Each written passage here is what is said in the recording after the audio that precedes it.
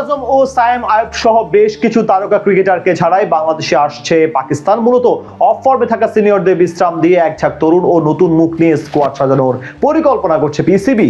বিশ্বকাপের ব্যর্থতার জেরে এবার খানিকটা নড়ে চড়ে বসেছে দেশটির ক্রিকেট বোর্ড।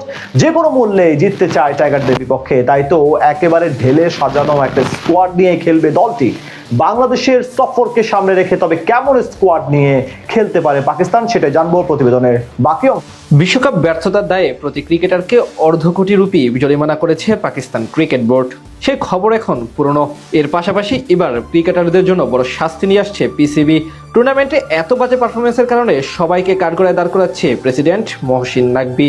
আসন্ন বাংলাদেশ সিরিজের পূর্বে এবার বড় পরিবর্তন নিয়ে আসছে দেশটির টিম ম্যানেজমেন্ট। প্রায় সবকিছু ঢেলে সাজিয়ে নতুন করে শুরু করবে তারা, যেখানে সবচেয়ে বেশি সমালোচনার মাঝে সাবেক অধিনায়ক বাবর আজম। আধুনিক ক্রিকেটের অন্যতম সেরা ব্যাটার ধরা হতো তাকে। আজ থেকে 2 বছর আগেও সময়ের সবচেয়ে বড় ক্রিকেট তারকা বিরাট কোহলির সঙ্গে তুলনা হতো তার। কিন্তু সম্প্রতি পারফরমেন্স বলছে নিজের কেরিয়ারের সবচেয়ে বাজে সময় পার করছেন বাবর। বিশেষ করে ব্যাটিংয়ে তার দায়সারা ভাব বিরক্ত করে তুলেছে সবাইকে। আর এই কারণেই আসন্ন বাংলাদেশ সিরিজের আগে স্কোয়াড থেকে বাদ পড়তে যাচ্ছেন এই ডানহাতি। এমনকি 2027 বিশ্বকাপ ভাবনা থেকেও বাদ দেওয়া হতে পারে তাকে। বাবর আজমের পাশাপাশি বামহাতি তরুণ অলরাউন্ডার সাইম আইয়ুবের উপর থেকেও আস্থা হারাতে যাচ্ছে এমন খবর প্রকাশ করেছে দেশটির একাধিক মিডিয়া। প্রতিভা থাকা সত্ত্বেও ব্যাট হাতে তেমন ভাবে পারফর্ম করতে না পারায় তার উপর বিরক্ত নির্বাচকরা। এছাড়া অলরাউন্ডার মোহাম্মদ নওয়াজকে বাদ দেওয়ার হতে পারে বাংলাদেশের বিপক্ষে সিরিজ থেকে। বিশ্বকাপে বলার মতো তেমন কিছুই করতে পারেননি তিনি।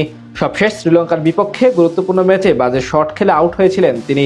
এছাড়া লেগ স্পিনার শাদাব খানকেও ছেটে ফেলা হতে পারে 2027 বিশ্বকাপের আগে।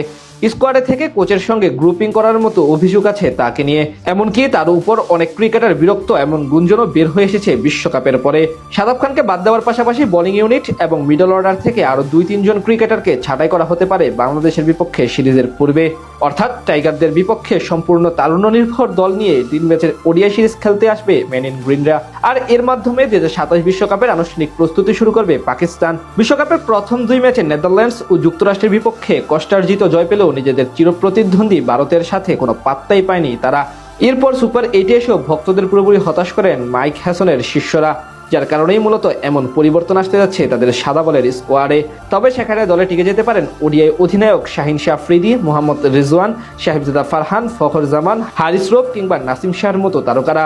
এদের নিয়েই সাজানো হতে পারে আগামী স্কোয়াড। বাংলাদেশ দলের বিপক্ষে খেলতে পাকিস্তান দল আগামী 9 মার্চ ঢাকায় পৌঁছাবে। পরদিন একটি অনুশীলন সেশন করে 11 মার্চ প্রথম ওয়ানডেতে তারা স্বাগতিকদের মুখোমুখি হবে। দ্বিতীয় ও তৃতীয় ম্যাচ যথাক্রমে 11 ও 15 মার্চ মাঠে গড়াবে। সূচি অনুযায়ী 3টি ম্যাচই হবে হোম অফ ক্রিকেট খ্যাত মিরপুর শেরেবাংলা ক্রিকেট স্টেডিয়ামে। খেলাগুলো হবে দিবারাত্রির, অর্থাৎ বাংলাদেশ সময় দুপুর 2টা 15 মিনিট থেকে।